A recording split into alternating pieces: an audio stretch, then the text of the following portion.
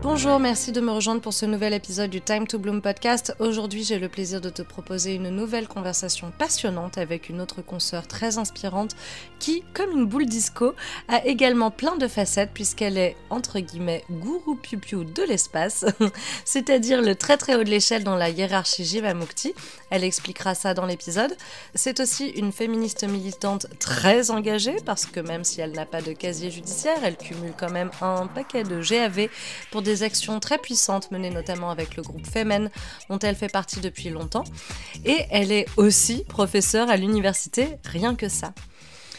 Donc je vais lancer dans un instant l'enregistrement de l'interview de Laure Pépin, mais avant cela je voulais prendre un moment pour dédicacer cet épisode à notre chère consoeur, Clémence Le Guillet, que dans notre communauté Namasté nous appelions Clémence Abaya.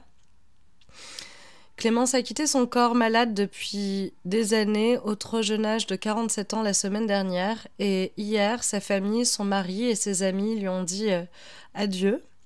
Et si je te parle d'elle, c'est bien sûr pour lui faire honneur d'une part, mais aussi parce que j'espérais lui proposer, lorsqu'elle aurait retrouvé la santé, de témoigner comme Laure va le faire aujourd'hui et Marie l'a fait avant elle. Et on reparlera de cette interview également dans cette émission-là. Mais voilà, je voulais proposer également à Clémence de témoigner au sujet de sa relation toxique dont nous avions beaucoup parlé ensemble. Et voilà, ça va donc malheureusement pas être possible. Mais Clémence, il y a quelques mois de ça, avait partagé un post sur Instagram. C'était en février. Il s'intitule Just a few words before I leave, qui se traduit par juste quelques mots avant que je parte. Et je tiens à te le lire ici aujourd'hui.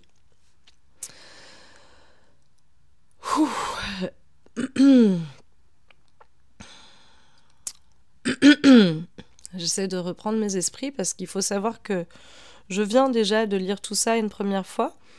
Mais apparemment, je n'avais pas appuyé sur enregistrer, donc je dois recommencer après avoir été émue aux larmes. Faut que je boive un truc, pardon.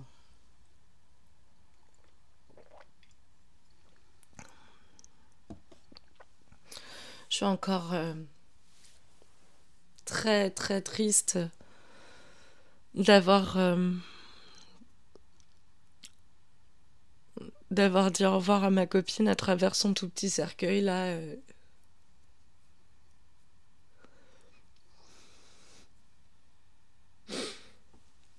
puis d'avoir vu les gens qui l'aimaient lui dire au revoir, surtout ses proches, son mari, enfin fou. Ok.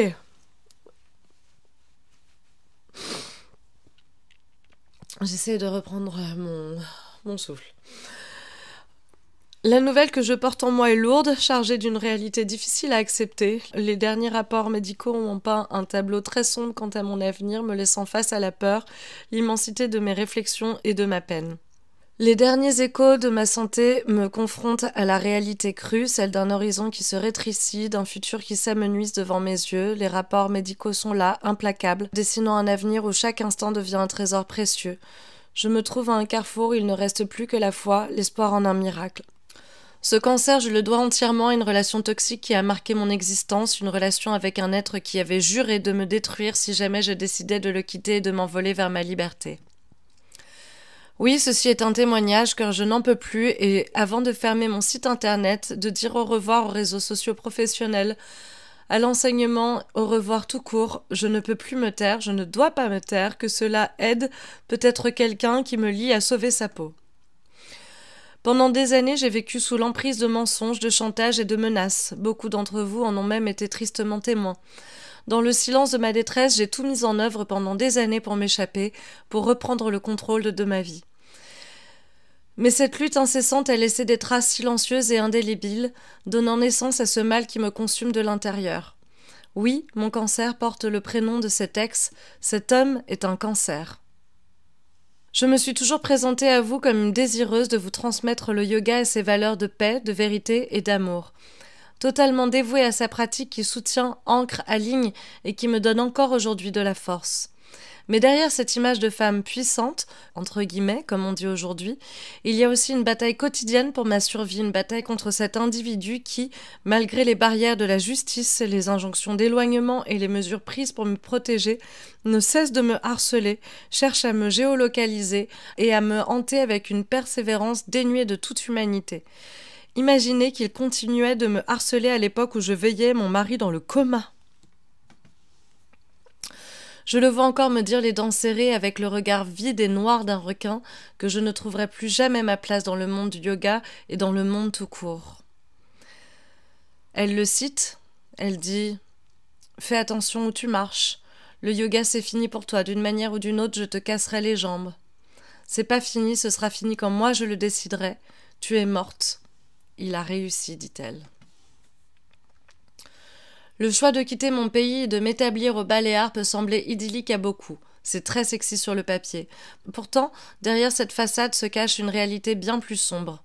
Ce n'était pas une décision prise par désir, même si Ibiza est ma terre chérie, mais par nécessité, par un besoin urgent de mettre une distance physique entre moi et la source de ma peur. Une décision dictée par l'instinct de survie et non par un appel de la plage. Et vous imaginez dans mon état prendre l'avion quasiment tous les 15 jours pour mes soins ? Je suis épuisée. Tous ces incidents que j'ai vécus, les violences subies, les scandales orchestrés par cet individu parfois jusque dans les studios de yoga où j'ai enseigné avec passion et dévouement, et son harcèlement constant depuis que je l'ai quitté il y a plus de 2 ans, sont des témoignages criants de sa détermination à me tuer.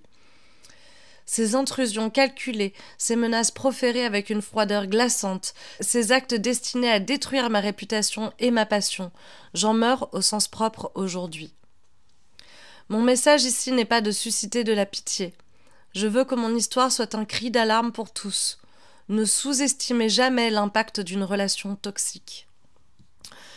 Le mot toxique de relation toxique prend vraiment tout son sens quand on la lit et je tiens à préciser que ce n'est pas la première fois que l'on me confie cette année penser qu'une relation toxique a été le déclencheur, la source d'un cancer. Si elle a écouté, en tout cas si elle écoute cet épisode, je sais qu'elle se reconnaîtra. On parlait beaucoup de country music ensemble et voilà, je l'embrasse fort, j'espère qu'elle va bien. Pour finir avec le post de Clémence, j'aimerais juste aussi lire la caption, la description qu'elle a rédigé avec ce carrousel, publié donc il y a 42 semaines, où elle dit « Non, ce n'est pas un post joyeux, pas de mots pour édulcorer la violence et le propos, juste moi, épuisée, en transit à Barcelone pour rentrer chez moi après un autre examen pas prévu, demandé en urgence et dont les résultats sont cruels. Je voulais faire une vidéo, mais je n'arrête pas de pleurer tellement j'ai peur et que je trouve ça injuste. » Juste moi, donc, qui fait le point et qui souhaite que tout cela ne soit pas en vain. Un poste pour dire ne serait-ce qu'à une seule personne qui en aurait le besoin que ce n'est pas rien ce qu'elle traverse, que le corps mémorise tout. Soyez attentifs aux signaux d'alarme interne, à ces sensations de malaise, à ces moments où un comportement ne semble pas aligné avec le respect et l'amour que chacun mérite. Reconnaître ces signes, c'est s'armer contre la manipulation, c'est commencer à reprendre le contrôle de sa propre vie. C'est dans cette prise de conscience que réside la possibilité de briser le cycle. N'oubliez jamais votre valeur et ne laissez personne éteindre la lumière qui brille en vous. Protégez-vous, demandez de l'aide, aimez-vous et entourez-vous de personnes qui respectent et chérissent votre être véritable. Bref, ne laissez aucune chance à ce mal de s'installer et moisir en vous. N'attendez pas qu'il soit trop tard. Merci de m'avoir lu et merci de m'avoir accompagné sur le chemin un moment. Vous me manquez beaucoup. Je m'en veux parce que j'avais pas fait attention au hashtag quand j'avais lu ce post. Ça fait bien longtemps que je fais plus attention au hashtag. Et là j'aurais dû parce que elle avait écrit hashtag hopeless, sans espoir.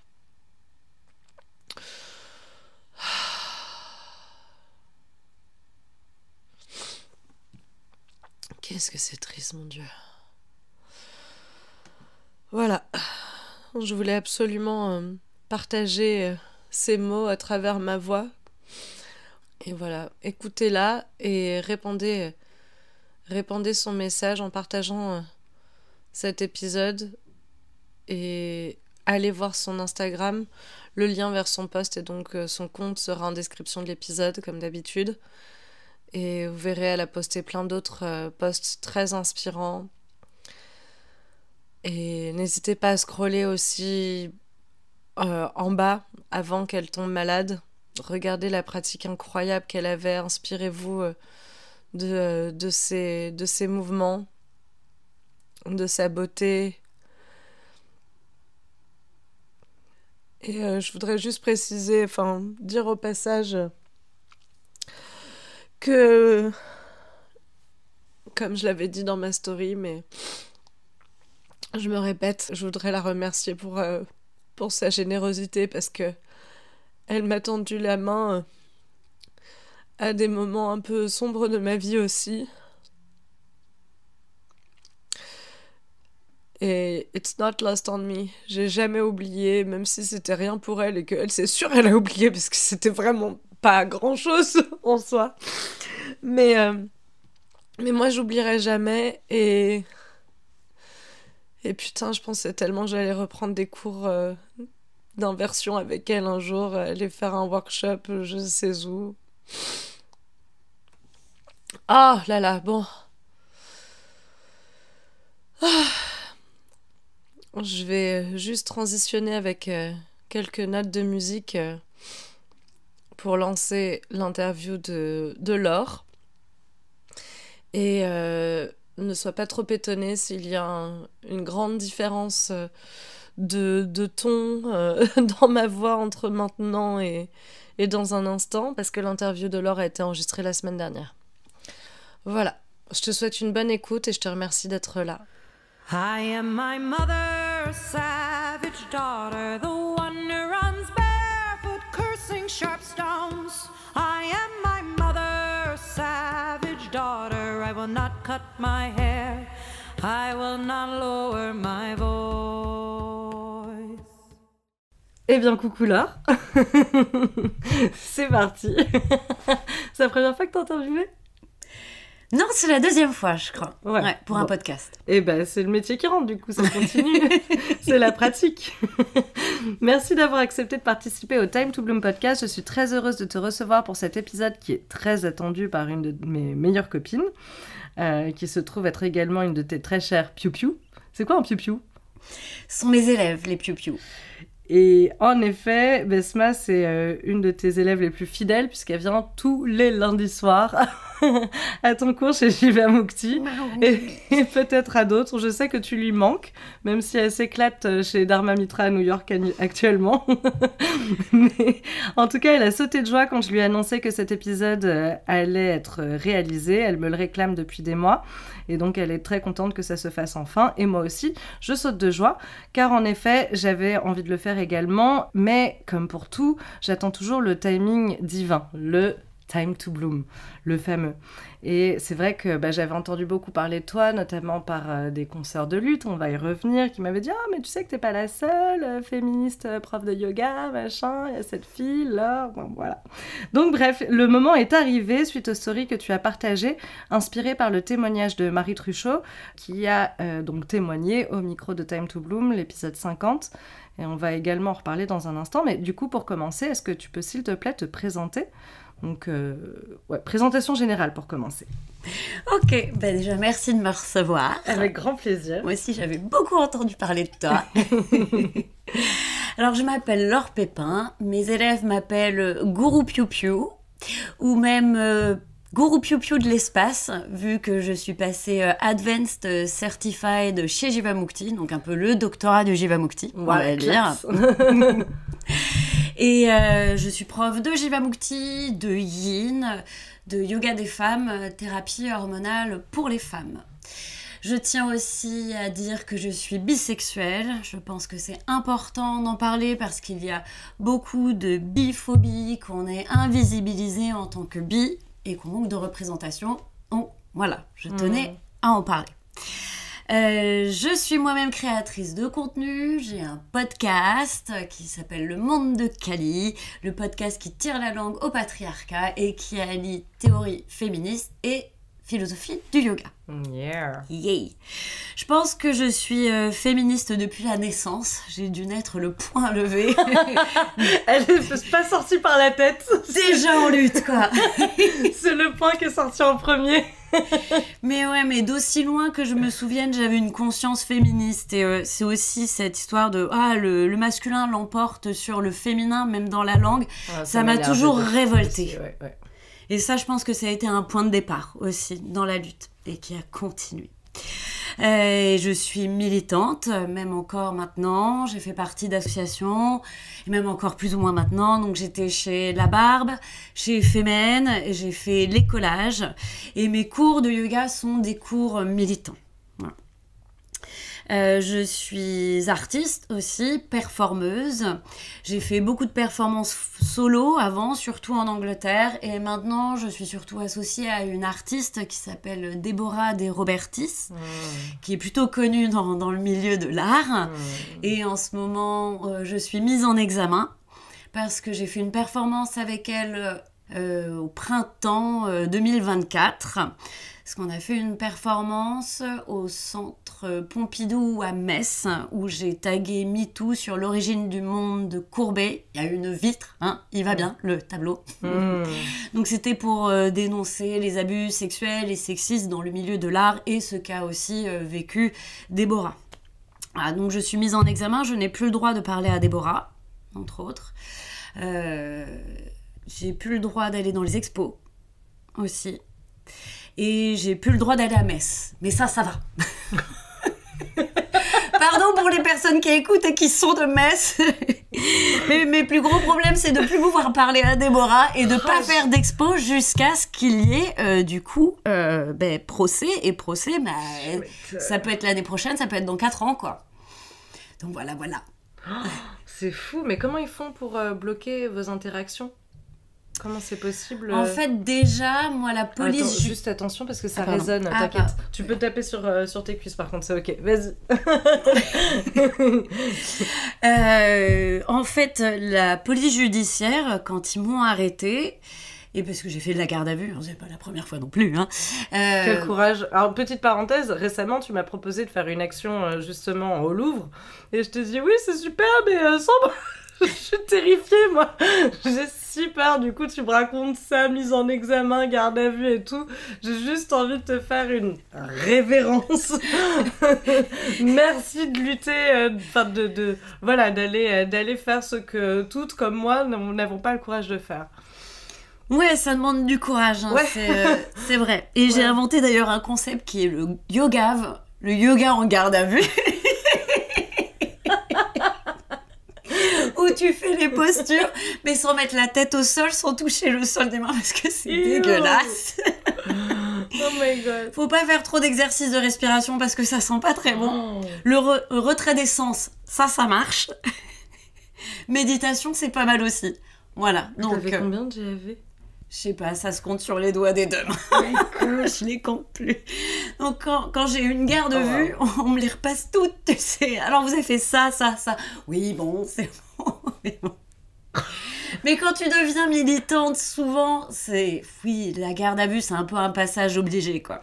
Ah ouais, du coup, moi, je me suis arrêtée là, tu vois, pour les collages. Je t'ai dit, j'avais fait le guet le premier soir. Je vérifiais s'il y avait personne qui arrivait. J'avais peur. Et comme je te dis, c'est hyper important. Et puis moi, ma première garde à vue, au début, je disais, qu'est-ce qui se passe ? C'est normal. Ouais. Mais au fur et à mesure, du coup, tu prends la confiance.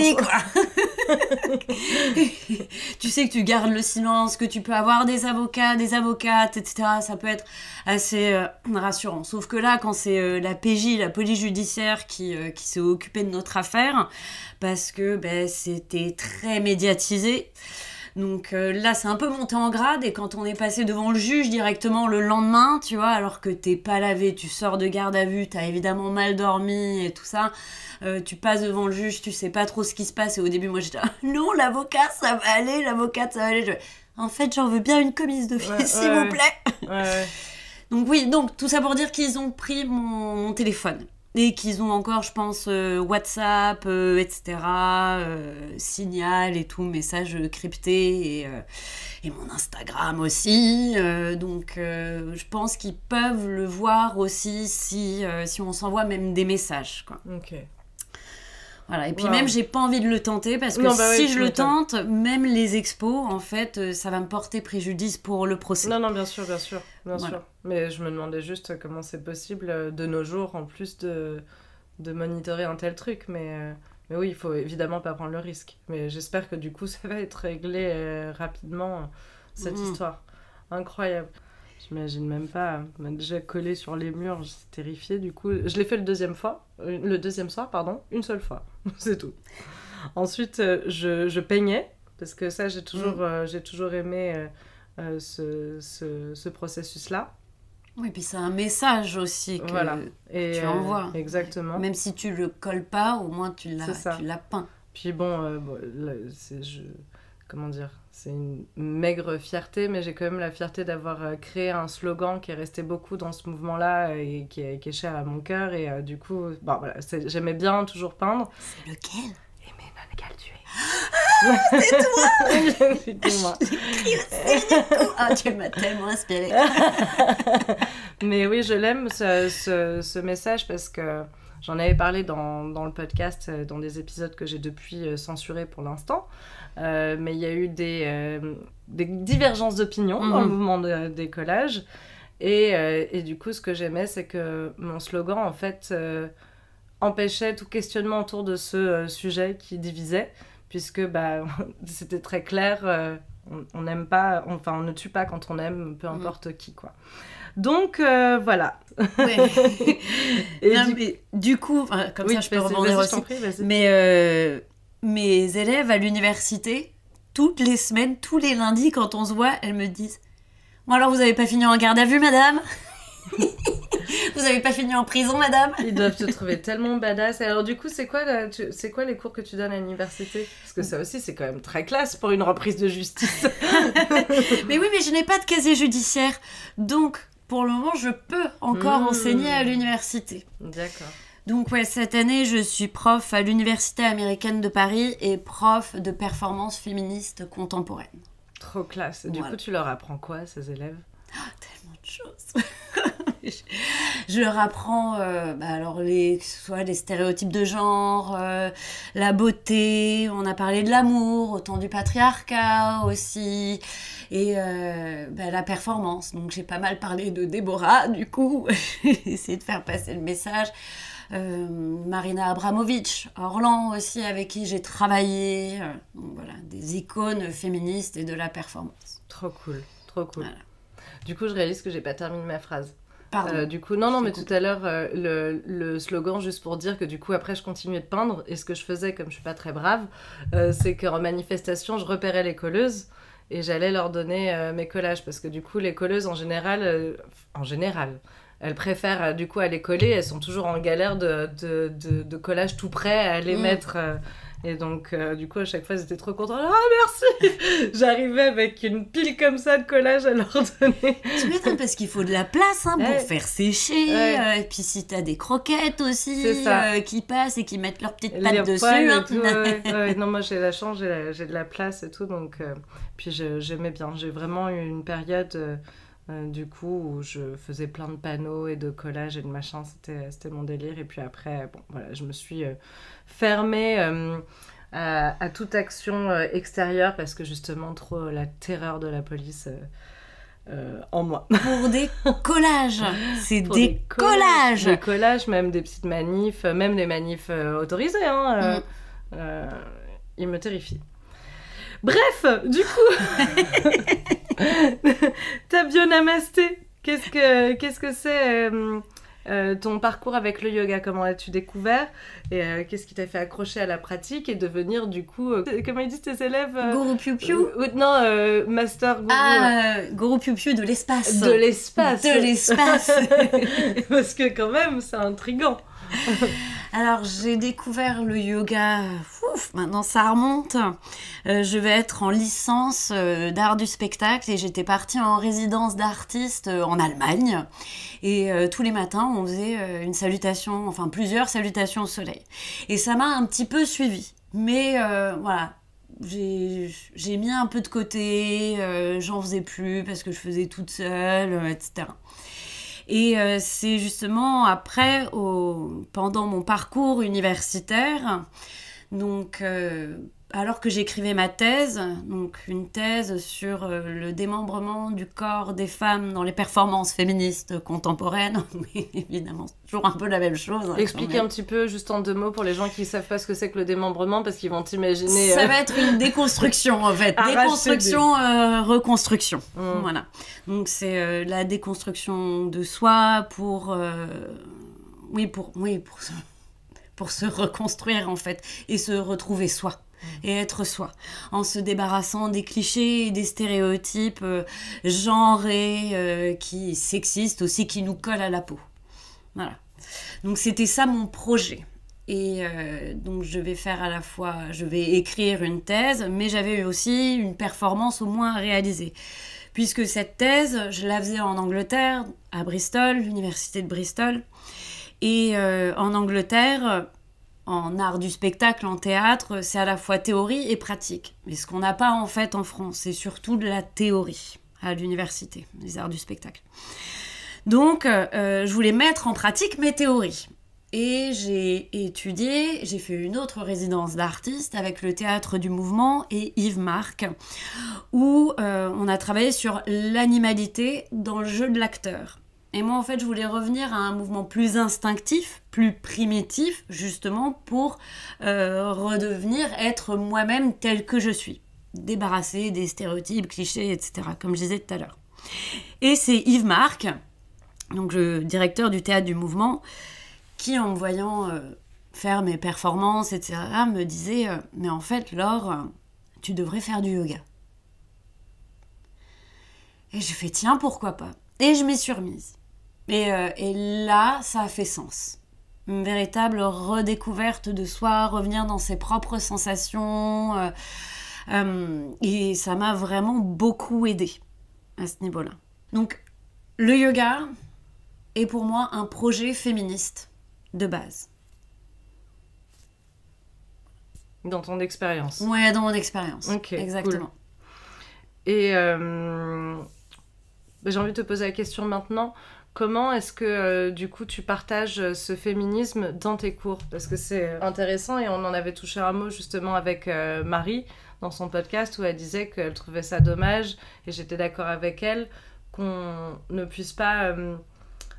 qu'on ait autant de mal dans les studios à Paris à pouvoir parler un peu de ça. Alors, bon, elle et moi, on parlait précisément du coup des relations toxiques, etc. Mais du féminisme en général. C'est un peu difficile. Moi, en tout cas, personnellement, d'expérience, je vais distiller une phrase par-ci par-là, genre vous n'êtes pas obligé de faire exactement comme on vous dit de faire, par exemple. Voilà. Comment toi tu fais ? Alors déjà, je ne l'ai pas fait dès le début. Quand j'étais jeune prof, pas du tout. Il a fallu que je me constitue une communauté et qui me faisait confiance et en qui j'avais confiance aussi. Donc je ne l'ai pas installé comme ça direct quand je suis arrivée toute jeune prof de yoga, déjà avec le syndrome de l'impostrice, etc. Non, il a fallu du temps. Et donc en fait, au fur et à mesure, dans mes cours, et c'est notamment après le Covid, parce que non, même pendant le Covid, dans les cours en ligne, où j'ai commencé à utiliser l'inclusivité. Donc je parle à l'inclusive. Ça va être des guerrières dont je vais parler. Et même les noms d'animaux, je vais les féminiser. Ça va être la chamelle. Après, j'ai eu beaucoup de mal avec chienne, mais c'est venu. Mais tu sais quoi, j'en ai parlé aux élèves en cours. J'ai dit, voilà... ça me pose problème, chienne, parce qu'il y a beaucoup de clichés sexistes derrière ce mot. Alors qu'en fait... c'est juste le féminin du chien, finalement. Voilà, exactement. Mais aussi, il y a les chiennes de garde. Donc, c'était aussi, quelque part, pour leur rendre famage. Et les élèves ont dit, mais oui, vas-y, dis chienne, tête en bas, etc. Ah ben, c'est parti. Nice. Mais ça, ouais. Ça n'a pas été facile, j'avoue, chienne tête en bas. Je comprends. Mais oui, et j'ai le retour des élèves aussi quand je dis guerrière, qu'elles se sentent encore plus fortes en fait, et que ça leur parle, et que ça les inspire que guerrier, voilà quoi. C'est intéressant. Bah écoute, désormais, je dirais guerrière. Numéro 1, 2, 3. Et j'enseigne le Jivamukti. Et en Jivamukti, on chante des mantras. Et j'aime beaucoup et j'essaie maintenant de chanter au maximum les déesses, les femmes. Je suis profondément athée, comme toi, et t'en as déjà parlé. Mais voilà, les divinités et les divinités femmes, je les rattache à des symboles et à des symboles féministes. Donc Durga va représenter le courage, et le courage des femmes, et la force, la puissance des femmes. Donc quand on chante Durga, c'est la force des femmes. Quand on chante Kali, elle tire la langue au patriarcat. Et elle fait renaître un monde à l'image des femmes, vu que Shiva détruit le monde, et c'est elle qui, en dansant sur le corps, le cadavre de Shiva, fait renaître le monde. Et d'ailleurs, dans le tantra, et pas le tantra New Age, sexy, machin, etc., mais dans les représentations aussi du tantra, Kali est sur Shiva, et ce qui symbolise aussi l'orgasme, et comme quoi la femme prend du plaisir. Donc voilà, c'est l'orgasme des femmes, les femmes qui dirigent aussi leur sexualité, et pas forcément en pensant aux mecs. Sarasvati, c'est la déesse artiste, et pas la muse, c'est la déesse de l'écriture. Donc à partir de ça aussi, je vais broder sur l'écriture inclusive, voilà. Et aussi, donc, j'enseigne le Jivamukti, on a un dharma en Jivamukti. Donc c'est le discours philosophique en début de cours, que j'associe avec des théories féministes. Donc si je parle brahmacharya, je vais l'associer au consentement, par exemple. Si on chante Sarasvati, je te disais, je vais parler de l'inclusivité et de la langue française qui, à la base, n'était pas sexiste, mais qui l'est devenue en prenant les ouvrages d'Eliane Viennot, ou je vais parler de Tiffany, qui a inventé la féminine universelle, etc.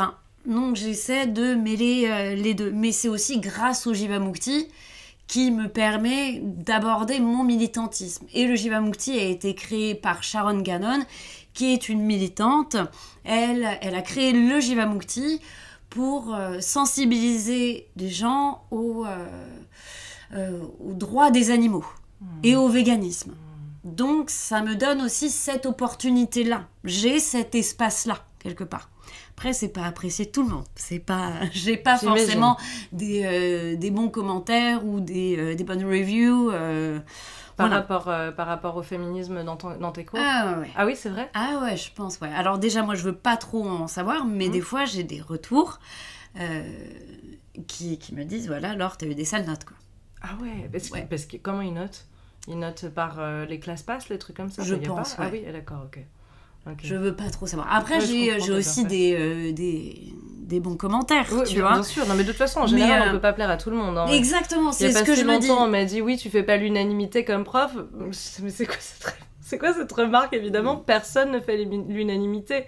Même les profs les plus en vogue, entre guillemets. Enfin, chaque pot a son couvercle. Donc, évidemment, on peut pas plaire à tout le monde, mais bon, je suppose que du coup, les gens qui viennent dans tes cours, en tout cas, de ce que je vois avec Besma, sont des hardcore fans, quoi. Mais c'est grâce à eux et à elle, en fait, que je peux aussi me permettre d'être militante, quoi. D'avoir cette communauté et de... On s'appelle le Piu Piu Satsang, quoi. Ouais. Satsang, le groupe, la communauté des Piu, quoi. Ouais, c'est génial. Voilà. C'est super. Et juste en 2-3 mots, pour au cas où il y a des gens qui connaissent pas, Jivamukti, c'est quoi? C'est parce que c'est quand même différent des autres courants de yoga, et puis ça peut paraître un peu élitiste aussi, parfois. C'est quoi Jivamukti? Jivamukti a été créé il y a pile 40 ans, d'ailleurs, par deux Américains, Sharon Gannon et David Life qui sont partis en Inde et qui ont appris entre autres l'Ashtanga Vinyasa avec Patabi Choi et ça, mais bon, on peut pas être parfait. Et ils sont revenus, puis ils ont amené aussi la philosophie du yoga aux États-Unis, à New York, donc il y a 40 ans, et ont créé leur propre école. Donc c'est le Jivamukti, c'est sur une base d'Ashtanga Vinyasa. Et c'est en musique aussi. Donc on peut passer des mantras, mais comme je passe de l'électro aussi, comme je passe des chansons féminines, je vais mettre La Grenade, je vais mettre Mathilde, bref. Et on a un Dharma Talk, donc un discours philosophique en début de séance, lié avec le mantra, et de la théorie découle la pratique. Et on a un thème tous les mois. Et par exemple, là, le thème de ce mois-ci, c'est sur la mémoire. Donc, c'est assez vaste. Ça me permet aussi de parler de plein de choses, en fonction des sensibilités des profs. Voilà. Je crois que j'ai bien résumé. Oui, je crois que c'est pas mal du tout. Du coup, je reviens à mon introduction initiale. Donc, dans les fameuses stories que j'ai évoquées, tu as partagé plusieurs situations du témoignage donc, de notre consoeur, j'insiste sur le sœur, Marie Truchot. Est-ce que tu peux nous expliquer pourquoi ces passages qui parlent de confiance en soi t'ont particulièrement inspiré ? Est-ce que tu as besoin que je te relise les passages ? Je veux bien, s'il te plaît. Je vais te relire ça. Du coup, le premier, c'est dans toute sa dimension physique, au yoga, tu te rends compte que ton corps est capable de trucs extraordinaires que tu ne pensais pas du tout possible au début. C'est pour ça que j'ai un avis particulier par rapport aux postures extraordinaires. Et je t'enchaîne sur la suite ou tu veux faire slide by slide ? Non, c'est bon, je peux... J'enchaîne ? Oui. Comme tu veux. Dis-moi. Non, mais je me souviens, donc je peux... Vas-y, vas-y, c'est parti. Oui, vas-y. Ça me revient. Ça te revient. D'accord. Ouais, parce que... moi, je pars de très loin, quoi, aussi. Je faisais pas de sport du tout, j'étais pas souple, etc. Un peu, toujours un peu manque de confiance en soi quand même, un petit peu quand même. À part avoir fait un peu de danse à l'université et avoir bossé avec le théâtre du mouvement et travaillé sur le mouvement, moi je touchais pas mes pieds, quoi. J'en étais loin, mais j'étais à 50 cm, quoi. Et rien que de mettre les mains au sol, c'était waouh, c'était incroyable, quoi. Donc ça donne de l'espoir et de se dire que tout est possible et qu'on peut changer. Notre corps peut changer, mais notre mental aussi peut changer, on peut évoluer. Et avec le yoga, on gagne en force. Les postures debout, elles donnent de la force. Elle donne de l'ancrage, de la stabilité, et pas que dans son corps aussi, mais aussi de la stabilité émotionnelle. La méditation aussi, la concentration, dharana en sanskrit, aide dans cette force aussi à prendre de la distance avec certaines situations qui peuvent nous pourrir aussi, et être compliquées. On apprend à respirer. D'où aussi cette idée de bulle d'air, en fait. C'est un espace hors-temps, le yoga. On oublie l'heure, les minutes qui passent. Donc c'est un temps pour soi. On est loin de toutes les préoccupations journalières. Puis on se fait des nouveaux potes aussi. Justement, des sœurs qu'on a hâte de revoir sur les tapis, avec qui on échange avant, après, etc. C'est un autre monde. C'est complètement à part et on revient tellement en soi. Je disais ça au début, c'est un monde de sensations où on se redécouvre complètement. Au risque de me répéter, mais oui. Non, mais c'est vrai, il faut le marteler. S'il y a des auditrices qui écoutent, qui ne sont jamais montées sur un tapis ou qui l'ont un peu mis de côté dans leur vie, c'est bien de leur rappeler pour leur redonner envie de revenir. Ouais, et puis ces postures incroyables, ouais, ça fait se sentir puissante. C'est empouvoirant, en fait, aussi. Et c'est cool. avec, comment dire, avec un certain temps de pratique, je sais pas si je m'étais sentie comme je me sens actuellement au début de ma pratique de yoga, j'aurais eu le même recul. Maintenant, je connais assez bien la pratique, mais justement, ces postures puissantes m'ont un peu quitté ma pratique ces derniers temps. Et ce serait mentir que de dire que je me sens jamais comme une merde parce que j'ai perdu un peu cette pratique depuis. C'est pas le cas tous les jours, mais voilà. My point is que en général, ça fait du bien quand même si on met pas les pieds derrière la tête, même si on tient pas en équilibre sur les index, même si on fait pas les backbends les plus profonds, même si, le simple fait d'effectivement, comme tu disais, juste revenir au sens, prendre le temps pour soi, que justement le temps qui passe en fait s'allonge, c'est lui qui s'étire, plus encore que nos muscles ou nos fascias ou voilà, bref. Mais je sais pas si toi, enfin j'imagine que si, parce que bon... mais il y a des moments de révélation dans n'importe quelle posture. Ça peut être une planche, ça peut être un triangle où c'est mais il se passe ça en fait dans mon corps, je suis constituée comme ça. C'est ça. Et moi c'est des moments de révélation. Les petits blooms. Oui, exact. Où ça sentit. Ouais, non, mais c'est clair. Et ça, il n'y a pas besoin que ça se passe dans des postures extraordinaires. Et d'ailleurs, en évoluant dans ma pratique, plein de fois, j'ai réussi à prendre cette posture que je travaillais depuis très longtemps. Et j'étais là, mais c'est tout en fait. c'est que ça. Voilà, on en fait tout un flanc. C'est pas non plus si formidable. Bon, évidemment, il se passe quand même des choses... non physique et dans le mental où tu dis j'ai réussi à le faire, du coup ça débloque des points de confiance en soi, etc. Mais en réalité, je le dis souvent dans mes cours aux élèves, genre si tu peux pas tendre tes jambes pour toucher tes orteils, t'inquiète pas, tu seras pas plus illuminé dans ta vie si tu peux toucher tes orteils. Il y a plein de gens qui ont une pratique extraordinaire et qui sont parfaitement méchants, abrutis, etc. C'est pas ça la clé du truc non plus, quand même. Non plus. Après, c'est vrai que ça permet aussi d'être confronté à certaines peurs. Oui. Ces postures un peu challenging. Oui. La peur de tomber de l'autre côté aussi. Où t'as plus... même dans les postures d'inversion, n'importe laquelle... Au niveau de la proprioception, t'arrives même pas à savoir où se trouve ton gros orteil droit, quoi. Donc, ça aussi. Et je remercie beaucoup mes profs qui m'ont accompagnée, qui m'accompagnent encore à me dire « Mais si, vas-y, tu peux y arriver !» Des fois un peu coach, des fois, ou alors... Mais si, en fait, là, t'as tout. T'as tout, tu peux le faire. Respire. Au lieu de retenir ta respiration, respire. Et tu vas voir, tu peux le faire.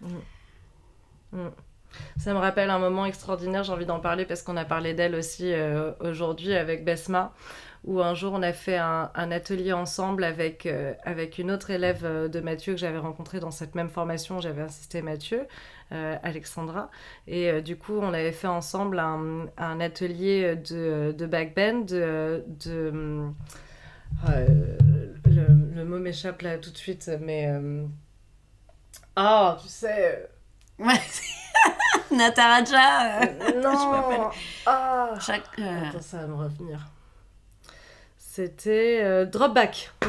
Drop back. C'était ça le mime. Non, parce que j'ai eu droit à un mime. Je suis toujours très radiophonique quand je fais des trucs comme ça. Oui, donc c'était un atelier drop back. Et donc, on travaillait avec le mur. Et alors, Alexandra a une ouverture de poitrine et d'épaule absolument extraordinaire. Elle peut passer 10 minutes en Urdhva Dhanurasana, boire son thé avec une paille comme ça. Elle est super à l'aise, les cheveux, tu vois, tranquille. Mais quand il a fallu faire le wall walks, elle a posé ses mains au mur, la panique a été totale et il a fallu revenir. Et à l'inverse, Besma est beaucoup moins à l'aise dans Urdhva Dhanurasana. Ça lui demande ça lui fait beaucoup de pression dans les épaules, ça lui demande beaucoup d'énergie pour se lever, pour rester. Il se passe énormément de choses. Et du coup, quand elle a vu Alexandra bloquer au wall walks, Elle m'a regardée genre, c'est mort, je vais jamais y arriver. Et du coup, je lui ai dit, mais si, essaye, et laisse-toi surprendre. Et ça a été absolument un moment magique, parce que du coup, elle est partie, puis elle a marché, elle est descendue jusqu'au sol, tranquille, et elle est revenue, tranquille. Et du coup, Alexandra l'a regardée, et ça l'a inspiré énormément, et elle a essayé, et hop, elle y est retournée elle aussi. Et c'est ces moments-là que j'adore dans les postures incroyables, entre guillemets. Voilà. C'était la parenthèse posture incroyable. Mais comme quoi l'énergie se transmet, ça a inspiré aussi, mais ça. Sans idée de compétition, j'imagine. Exactement. Non, et puis là, c'était vraiment, c'était particulièrement un groupe bienveillant de copines, etc. Mais donc du coup, pour en revenir au slide de Marie, dans la dernière slide que tu avais postée dans tes stories, tu évoques que le yoga t'a particulièrement aidé à sortir de relations violentes et toxiques. Est-ce que tu veux bien nous raconter ce que tu es confortable de partager sur le sujet, sur ce sujet, sur cette expérience? Comment justement le yoga t'a aidé? Et voilà, parce que tu l'auras compris, vu que tu es une auditrice fidèle, je le sais, du Time to Bloom podcast, et je t'en remercie. Voilà, pour dire à ces femmes qui malheureusement sont avec des minables, plus ou moins aggravées, que le yoga peut leur venir en aide, que c'est une méthode qui est pas forcément coûteuse et que ça peut être miraculeux quasiment du jour au lendemain. Alors, c'est la première fois que je vais en parler de manière publique, et mes élèves, je crois, il n'y a personne qui est au courant. Merci pour ta confiance.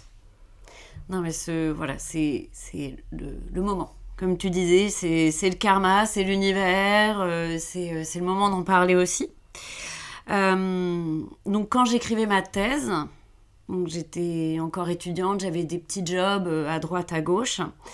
C'est là où j'ai rencontré mon Jean-Michel, ma bonne expérience toxique. Et j'avais 24 ans et il en avait 25 de plus. Red flag. Attends, j'ai pas fini. Il t'avait menti, il t'avait dit qu'il avait... Non, c'est ça. Non. On bossait ensemble dans la restauration. Attends, c'était un supérieur hiérarchique. Non, les drapeaux sont noirs, ils clignotent. Non, mais je le savais, c'était les red flags, mais bien évidemment que je le savais.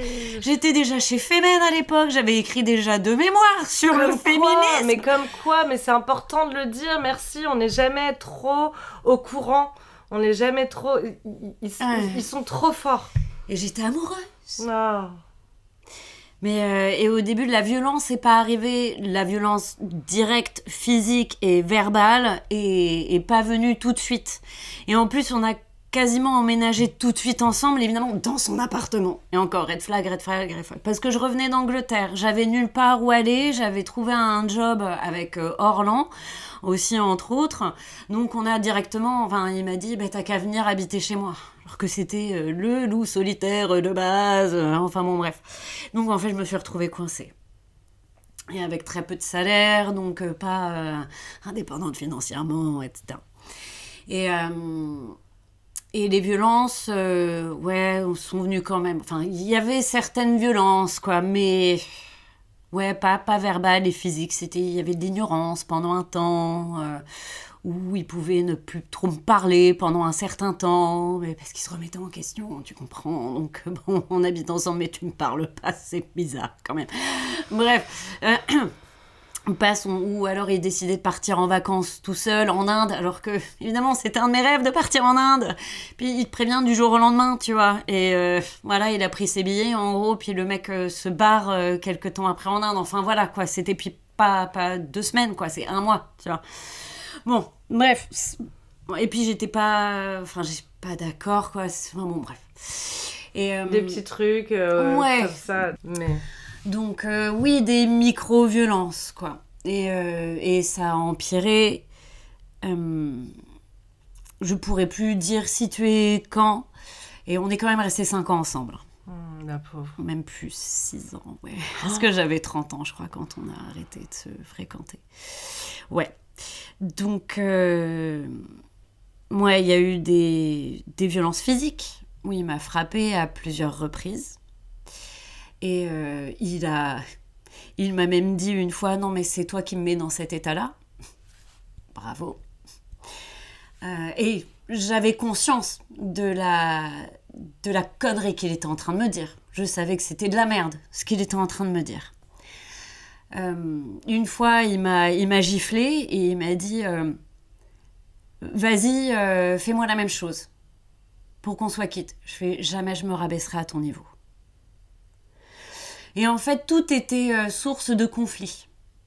Et enfin, tout. Ce qui n'allait pas dans son sens devenait un conflit et il balançait tout. Par exemple, on était en train de dîner, j'ai dit un truc qui allait pas dans son sens, il balançait tout par terre. Les assiettes, tout giclait. Du coup, j'avais deux chattes à l'époque qui sont plus les mêmes. J'avais 2 croquettes à l'époque qui sont plus les mêmes que maintenant. Et j'avais peur pour elles et je les prenais avec moi. Et je hurlais dans cet appartement. Je hurlais. Et je suis une gueuleuse. À savoir que chez Femen, on me mettait dans le premier rang. Dans les performances, c'est moi qui gueule toujours le plus fort, etc. Je chante fort. Tu l'as entendu probablement au kirtan. J'ai trop adoré. Merci d'avoir donné tant de voix au kirtan. Quel plaisir. Donc j'ai de la voix, donc c'est sûr que les voisins, ils ont entendu. J'appelais à l'aide. Personne n'est venu, personne n'a appelé les flics. Et le lendemain, je croisais les voisins. Évidemment, je faisais comme si de rien n'était. Et eux aussi, elle aussi. Bref, ça, c'était très dur. Et puis même des collègues étaient au courant, parce que des fois, j'arrivais à me sauver, je partais. J'allais chez des potes à côté, et qui étaient des collègues, et je leur expliquais, ils connaissaient la situation. Donc on m'a recueilli.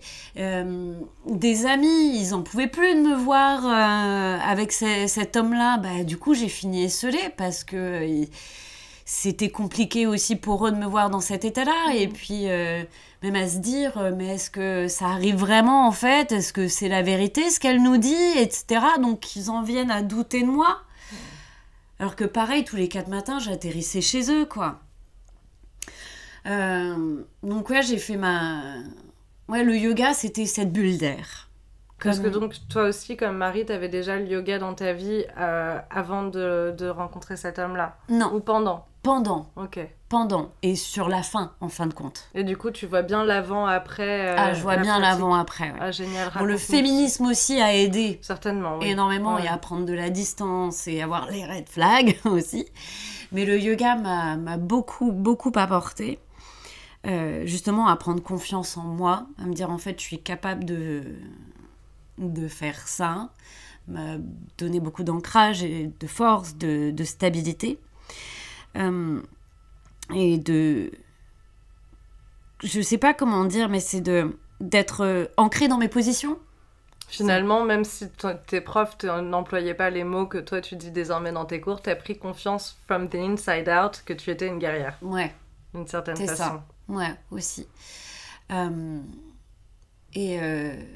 Et comme disait Marie Truchot aussi, c'est elle, le yoga, c'était son moment à elle où elle était libre de cette relation, où elle n'était plus dans cette relation. Je me souviens quand je sortais du yoga au tout début, quand j'ai commencé vraiment les cours de vinyasa, je faisais du vinyasa au début, quand j'étais en shavasana, je ressentais une vague d'amour. Une chaleur d'amour. Et je sortais, j'étais amour, joie, etc. Il pouvait se passer n'importe quoi autour de moi, j'étais que amour et joie. C'est vrai que il faut se rendre compte de ça aussi. Ça m'a aussi permis de revenir dans la relation, la fleur au fusil, quoi. De supporter aussi les violences. Parce que j'avais mon moment de liberté, mon moment à moi. Mais ça m'a aussi apporté de la force, de l'ancrage et aussi du soutien de mes sœurs de yoga. Parce que ma première formation en Inde, j'ai rencontré beaucoup de femmes et beaucoup de Parisiennes que j'ai retrouvées du coup après à Paris et qui se sont rendues compte, je leur avais pas forcément dit parce que j'avais peur qu'elles s'éloignent, comme d'autres amies s'étaient éloignées en fait. Je leur avais pas forcément parlé des relations, de la relation violente en fait. J'étais plutôt là, en fait, je crois que je l'aime plus et je l'aimais plus vraiment à ce moment-là, mais j'étais, financièrement, c'était pas possible quoi. Je pouvais pas même trouver un appart à Paris, c'était impossible, j'avais pas de fiche de paie quasiment, enfin bon bref, trop compliqué. Et donc j'étais en recherche d'appartement quand même, en soum-soum, sans lui dire à lui, parce que j'avais peur. Et c'est 2 consoeurs de yoga que j'ai rencontrées en teacher training qui m'ont aidée en fait. Il y en a une qui partait de son appartement dans le 11e arrondissement, en plus sympa quoi, Père-Lachaise, pour partir à Rennes. Et c'est une autre pote qui m'a mise sur le coup aussi, et du yoga. Donc c'est grâce à elle, c'est grâce à mes sœurs de yoga que j'ai pu m'en sortir aussi. Ouais, je comprends. Bah d'ailleurs, toi qui connais, qui enseigne Abby Yoga, tu sais que cet appartement, j'y suis grâce à Margot, que t'as connue. Tu sais, c'était la fille qui était à l'accueil pendant longtemps. C'est elle qui m'a mis en relation avec mon propriétaire. Ben Voilà. ouais. Donc je compatis avec ça aussi. Ouais. Mais ça m'a permis de m'échapper, quoi. À tous les points de vue, le yoga m'a permis de m'échapper et de m'émanciper, en fait. Et ça a été long, hein. Ça a été long. Et même après, en fait, il avait encore de l'emprise.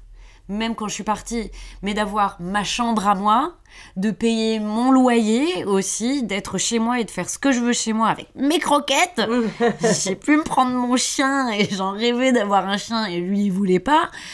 Mais ouais, d'avoir l'odeur. Je me souviens rien que de rentrer chez moi et de sentir l'odeur de chez moi. Genre, c'est chez moi, je suis bien. C'est mon odeur. Je peux faire ce que je veux, j'ai pas peur de la violence.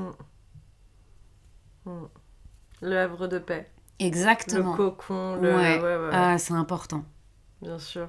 Et du coup, avec cette distance-là, avec le temps, t'as réussi à te séparer de cet homme. Mais ouais, et puis même à admettre les violences et les dire à la famille, ça a été tout un chemin aussi, hein. Et puis, ouais, ma mère m'a pas cru au début, enfin, elle était en sidération. Parce que même après lui avoir dit, une première fois, elle est partie le voir au restaurant où on bossait, mais juste pour manger, pour discuter avec lui, juste comme ça, en fait.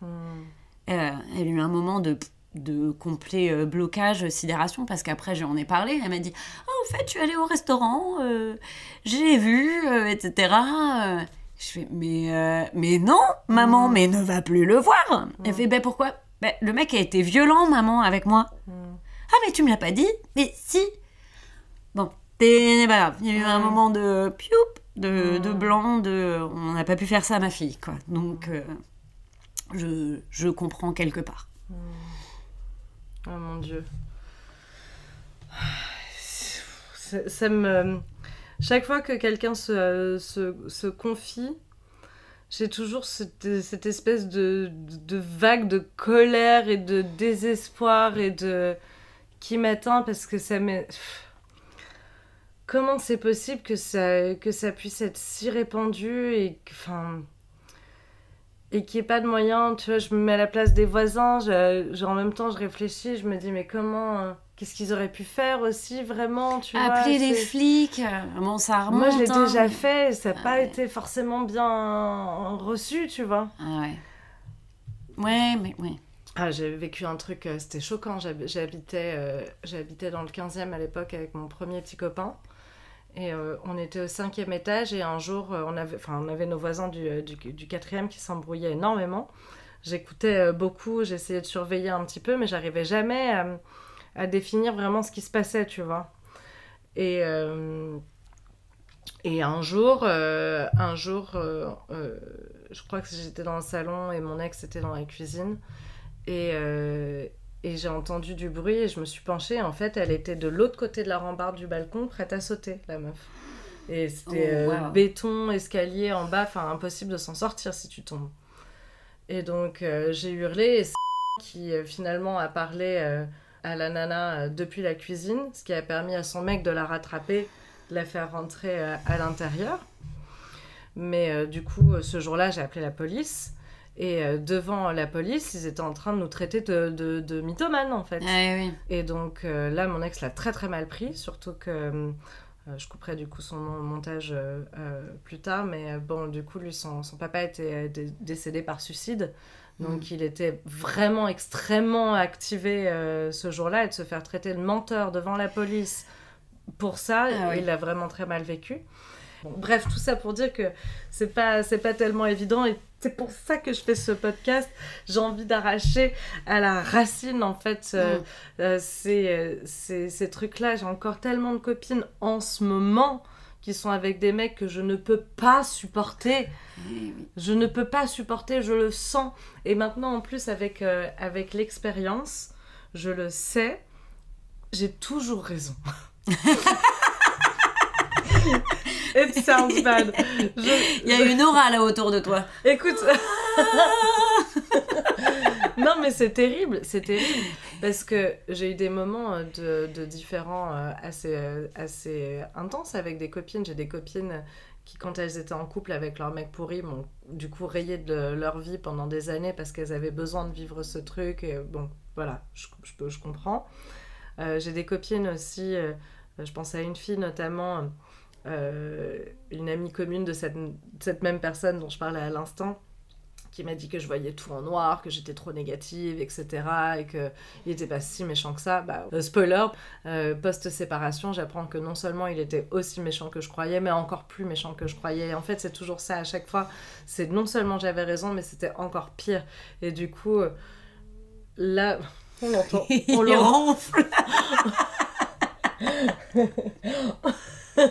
Tu l'entends. Oui, j'ai entendu le petit cœur.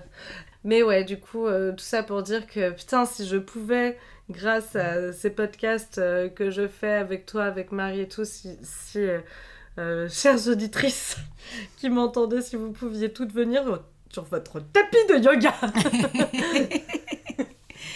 S'il vous plaît, venez pratiquer, épargnez-vous ces horreurs. Pas possible, hein, on s'en peut plus. Juste si vous savez qu'il y a une femme qui est victime de violences conjugales, enfin, même appelez les flics, même si les flics feront rien, même si cette femme qui est victime va pas forcément se reconnaître victime parce qu'il y a de la pression derrière de son copain, etc. Au moins, vous envoyez quand même un message, quelque part, en disant « Je suis là, je te soutiens. Quand tu as besoin, je serai là. » Non, mais t'as raison. Il y a aussi ça. T'as raison. Mais moi, je pense que j'ai en fait, dans le fond, cette peur que ça va aggraver les choses, qu'il va être encore plus en colère, le type. Oh, moi, j'attendais qu'une chose, c'était que les flics y viennent. C'était du soutien, en fait. C'était, même si les flics allaient rien faire, déjà, ça va quand même calmer l'autre derrière. Et au moins, je sens qu'il y a des voisins qui soutiennent, quoi. Non, mais t'as raison. T'as bien fait de le préciser. Du coup, tu as terminé ta story par ces mots. Je transmets le yoga aussi pour que les femmes se rendent compte de leur puissance et pour que nous comprenions toutes ensemble que tout est possible. Quelle belle intention. J'aimerais tellement que plus de profs aient à cœur de partager ces mêmes valeurs dans leurs enseignements. Je vais pas commencer à être langue de vipère, mais il y en a qui sont surtout là pour les sponsoring, Allo Yoga, etc., etc. Bref. Mais du coup...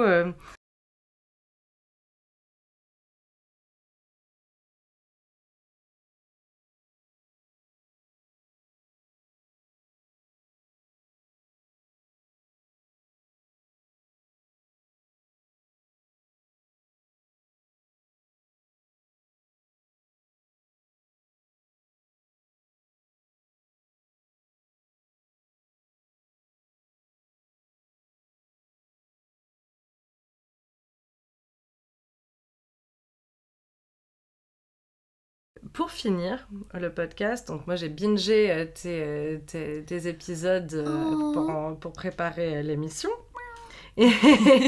Et du coup j'aime beaucoup parce que dans chacun de tes épisodes, qui sont, je les recommande d'ailleurs chaleureusement, le podcast s'appelle Le Monde de Kali, comme d'habitude il sera linké dans la description de l'épisode dans les sources. Je recommande vivement d'aller les écouter parce qu'en plus ils sont super courts, donc c'est hyper facile à binger, ça passe tout seul. Et du coup, dans chacun de tes épisodes, en introduction, tu constates que l'on observe que les cours de yoga sont majoritairement constitués de femmes. Et tu poses la question, qu'est-ce que cela signifie ? Pourquoi cet attrait ? Pourquoi le yoga est une bulle d'air dans ce monde misogyne ? Et du coup, j'ai envie de te demander pourquoi. Parce que c'est vrai qu'en votre compte, j'y réponds pas trop à cette question. Tu réponds en plein de façons, mais du coup, c'est vrai que j'ai envie de creuser ce truc. Bref.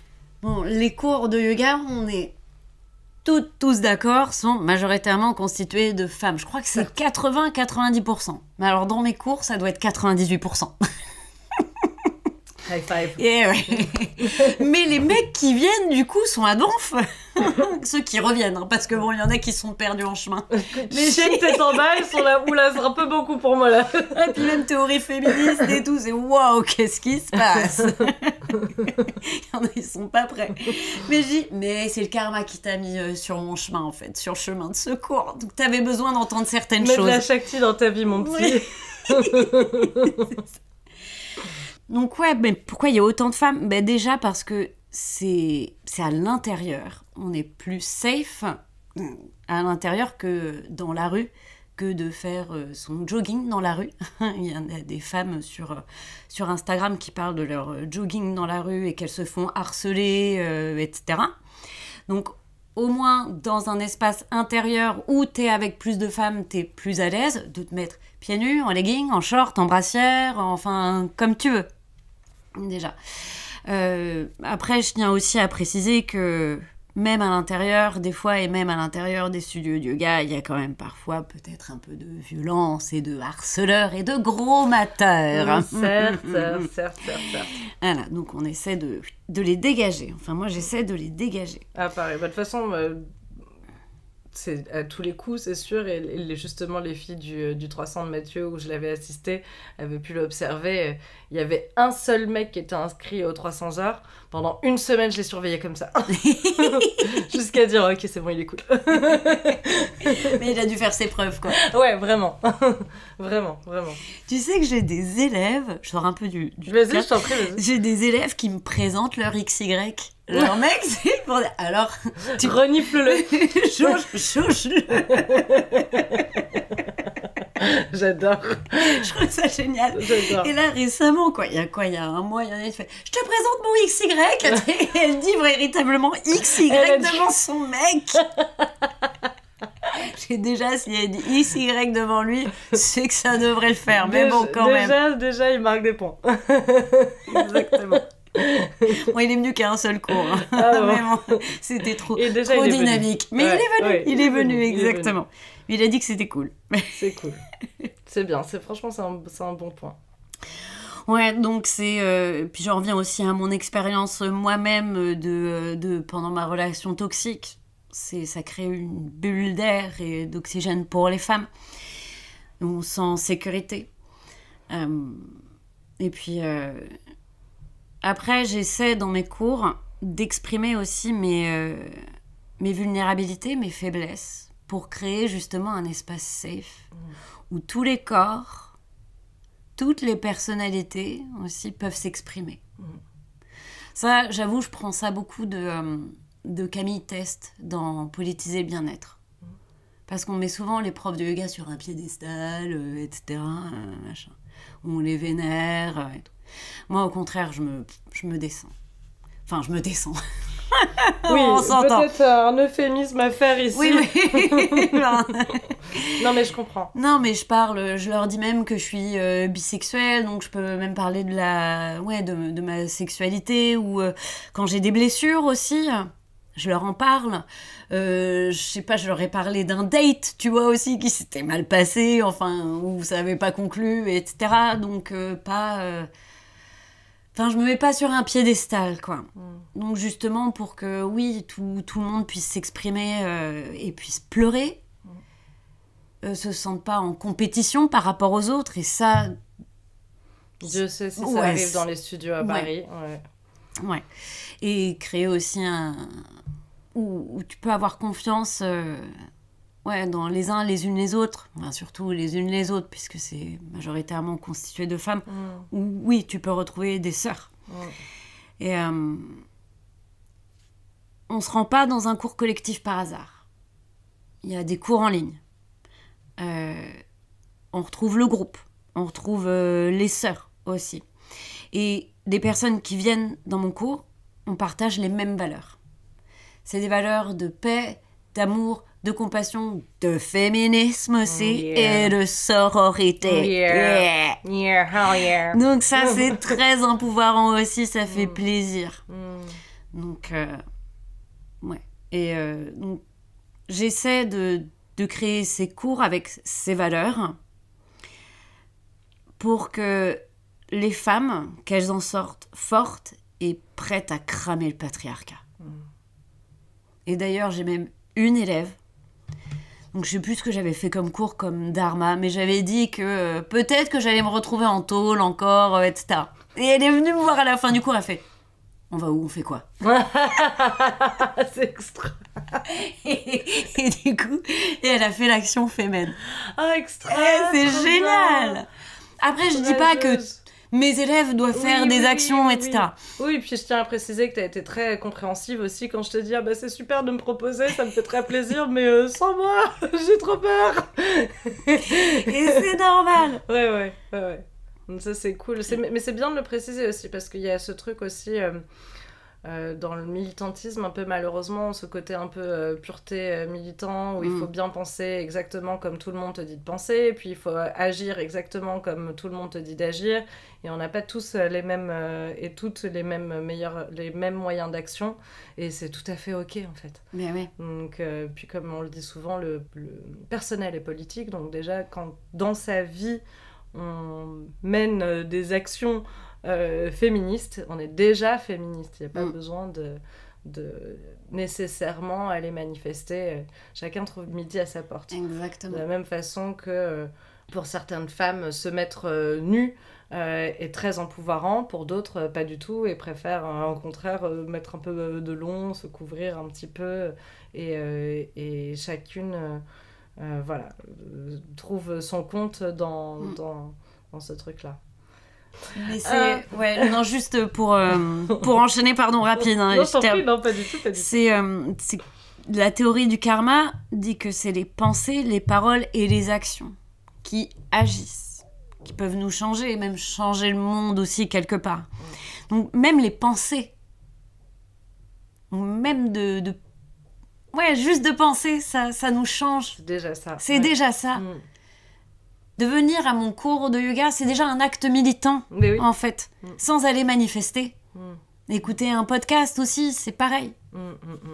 Trop bien, c'est cool d'avoir précisé ça, merci. Et juste aussi, même si c'était pas dans nécessairement l'objet de cet épisode, mais je tenais à dire merci aussi d'avoir précisé que tu étais bisexuelle et que tu le disais aussi dans tes cours. Parce que... Moment révélation. Parce que c'est pas vraiment une révélation pour les gens qui écoutent ce podcast, et surtout depuis longtemps, parce que j'y avais déjà consacré un épisode il y a quelques temps, que j'ai depuis censuré, et puis que j'ai depuis remis en ligne. Mais... Ah bon? Et oui. Ah, je l'ai pas écouté. Ah bah tiens, je vais l'écouter. Il s'appelle Passion brocoli et sémantique. Ou sémantique et brocoli, je sais plus. Bon, il y a brocoli, quoi. Et sémantique. Voilà, et sémantique. Et donc, du coup, j'avais parlé un petit peu de tout ce cheminement de pensée sur la question de mon désir. Et récemment, je m'en suis encore confiée. J'ai encore du mal à en parler librement, à l'assumer. Mes amis le savent. J'ai déjà parlé à ma mère qui était un petit peu... Mais bon, elle l'accepte. Mais bon, c'est encore difficile. Et là, j'en ai parlé à quelqu'un de grande confiance pour moi qui il s'est révélé récemment, il y a quelques années maintenant, déjà comme récemment. Mais maintenant, elle est en couple, elle essaye d'avoir un bébé avec sa chérie et tout. Et du coup, à la base, c'était une de mes élèves. Et du coup, je lui ai confié que j'avais peur de le dire et de l'assumer pleinement, parce que j'ai peur que mes élèves... certaines me ferment la porte et voilà, qu'elle soit plus à l'aise avec moi dans les cours comme elle l'était avant, les ajustements. Et j'allais dire les assistes, oui, voilà, oui, je comprends. Donc, merci pour ce partage. Et du coup, ça a été plutôt bien reçu par tes élèves, toi? Ben, j'ai pas eu de retour. Écoute, si ça se trouve, il y a des sales notes. On sait pas. Enfin, moi, je veux pas trop savoir. Tu m'étonnes. Ouais, ça me fait peur aussi parce que je sais pas si tu la connais, mais Kayla Nielsen, c'est une prof très, très à la mode on the gram, parce que c'est une sponsorisée à l'eau justement. Et du coup, elle, quand elle s'est mise en couple avec une femme, elle a reçu beaucoup de haine du monde namasté. énormément d'homophobie. Alors que je vois donc l'inverse, Rima, qui est prof de Jivamukti à New York et qui est assez connue, assez réputée, du moins dans le monde un peu Jivamukti et new-yorkais aussi. Elle s'est mariée avec sa chérie. Et elle a eu beaucoup de soutien. Après, peut-être que je vois pas tout non plus. Hein. Et peut-être que s'il y a des messages homophobes, elle les enlève, tu vois, de son Instagram. Mais elle en a même pas parlé non plus, tu vois. Mais, ouais. Merci beaucoup. Est-ce que tu as quelque chose à rajouter pour conclure cet épisode ou est-ce que tu penses avoir tout dit pour l'instant ? Pour l'instant, je crois que j'ai tout dit. Mais encore un grand merci. Avec grand plaisir. Parce que je l'écoute religieusement. C'est très podcast. Gentil. Ouais, je vais écouter Brocoli et Sémantique. C'est très gentil. Et puis, je te remercie aussi de le partager, le podcast, parce que ça, c'est hyper important pour semer les graines du Bloom. et tu le fais en plus gentiment dans tes stories, aussi dans tes cours, parce qu'un jour, je reçois un message de Besma qui dit « Ah, Laure, elle a parlé du podcast dans son cours !» et je sponsorise tes kirtans aussi. Oui, c'est vrai, t'as toujours été là. Les kirtans chez My Ginger, ça fait très plaisir et on a hâte d'en refaire au retour de Besma. On va bientôt annoncer la date. Donc, stay tuned pour ça. C'est que j'ai toujours plus de voix, hein, parce que c'est enchaîner 3 karaokés, 2 kirtans, j'arrive plus. Il y a certaines notes, je te donnerai mes astuces de self-care pour la voix, si tu veux. Je veux bien. Avec plaisir. En tout cas, merci encore. Et puis à une prochaine fois dans Time to Bloom Podcast. Tu es la bienvenue quand tu veux. Si tu as des choses à dire, n'hésite pas à m'envoyer un message. On reproduira l'expérience. Merci beaucoup. Avec plaisir. Salut Love. Salut.